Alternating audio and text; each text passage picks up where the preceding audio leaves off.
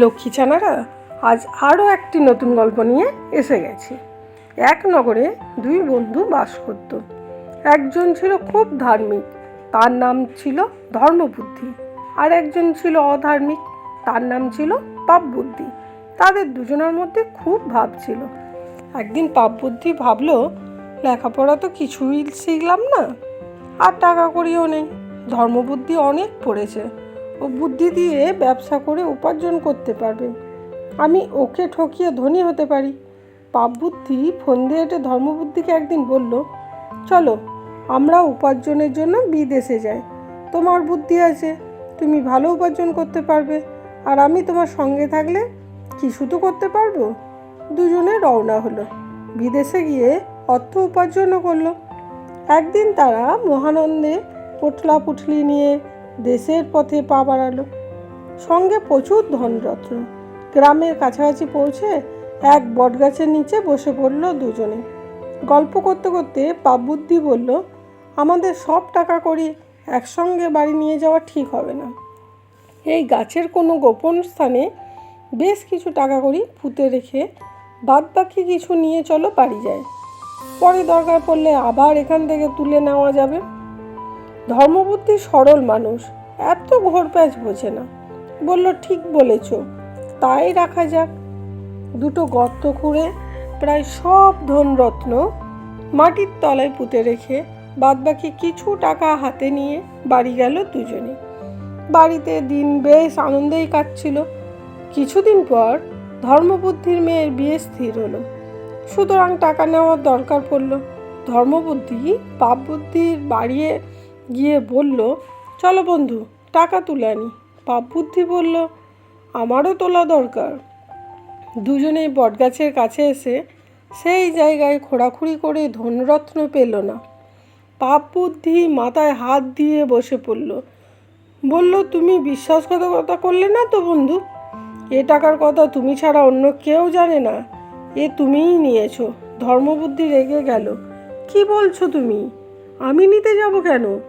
টাকা পোঁতার সময় তুমি ছাড়া আর কেউ ছিল না, এ তুমিই নিয়েছো। ভালো চাও তো অর্ধেক টাকা ফিরিয়ে দাও। দুজনে ঝগড়া করতে করতে রাজার কাছে গেল। রাজামশাই বিচার করে দিন। রাজামশাই সব কিছু শুনে বললেন, তোমরা দুজনে দুজনকে দোষ দিচ্ছ। তোমাদের সাক্ষী কেউ আছে বা কোনো লিখিত প্রমাণ? ধর্মবুদ্ধি বলল, না, আমাদের কোনো লিখিত প্রমাণ নেই। পাপবুদ্ধি বলল, আমাদের সাক্ষী আছে হুজুর। সাক্ষী হচ্ছে গাছ, যার গোড়ায় আমরা টাকা পুঁতেছিলাম। সেই বটগাছই সব বলতে পারে আমাদের মধ্যে কে চোর। রাজা বললেন, কালই আমরা গাছের কাছে যাব, তারই সাক্ষ্য নিয়ে বিচার করব। পাপবুদ্ধি বাড়িতে বাবাকে সব কিছু জানালো।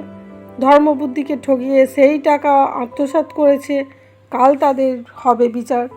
সেখানে গাছের কোটরে ঢুকে বসে থাকতে হবে তার বাবাকে। রাজা যখন সাক্ষীর মতামত চাইবে, তখন কোটর হতে বলতে হবে ধর্মবুদ্ধি চোর। বাবা রাজি হয়ে গেল। পরদিন বিচারের সময় সকলের সামনে গাছটাকে জিজ্ঞাসা করলো পাপবুদ্ধি। পাপবুদ্ধি চিৎকার করে বলল, হে বৃক্ষ দেবতা, তোমার সামনে আমরা দুজনে গোপনে ধনরত্ন লুকিয়ে রেখেছিলাম, আর কেউ জানে না, শুধু তুমিই জানো। আমাদের মধ্যে সেই টাকা চুরি করেছে কে, সেই চোর? পাপবুদ্ধির বাবা সেই গাছের কোটর থেকে বলল, ধর্মবুদ্ধি চোর। রাজা শুনে বললেন, ছি ছি ধর্মবুদ্ধি, তুমি চুরি করে পাপবুদ্ধির ঘাড়ে মিথ্যা দোষ চাপাচ্ছিলে। তোমাকে কঠিন শাস্তি দিতে চায়। ধর্মবুদ্ধির বিদ্যা ছিল আর বুদ্ধিও ছিল, সে চালাকি ধরতে পারল। হাত জোর করে বলল, মহারাজ, আমাকে একটু সময় দিন।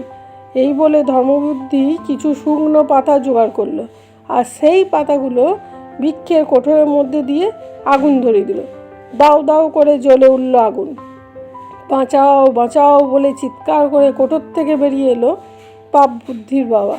ছটফট করতে করতে বৃদ্ধ জানালো পাপবুদ্ধির সমস্ত কুকর্মের কথা, তারপর মারা গেল। রাজা অবাক হয়ে ধর্মবুদ্ধির তাৎক্ষণিক বুদ্ধির প্রশংসা করলেন, আর পাপবুদ্ধিকে দিলেন তার চুরির জন্য যত উপযুক্ত শাস্তি। গল্পগুলো কেমন লাগলো কমেন্টস করে জানাও। আর যদি ভালো লাগে তাহলে একটা লাইক করে দিও।